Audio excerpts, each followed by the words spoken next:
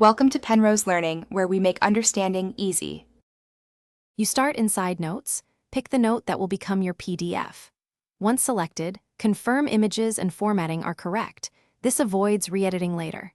Tap the share icon at the top right to bring up iOS actions. The print option may be hidden under More.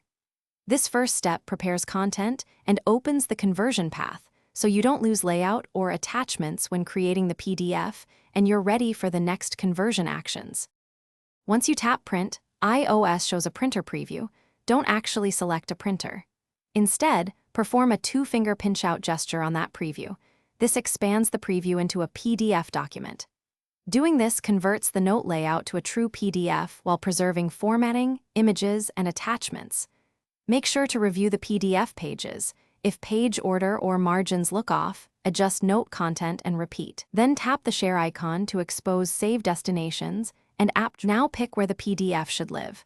Choose Save to Files to place it in iCloud or on device, or select an app to send it immediately. Rename the PDF if you need clearer organization, choose a folder, and then tap Save. If the pinch-out preview won't generate, force close Notes and reopen it. This clears transient UI hiccups. If problems persist, restart your iPhone. Restarting resolves most printing and share sheet errors and ensures the conversion completes. Thanks for watching. If this was helpful, leave a like and consider subscribing. See you next time.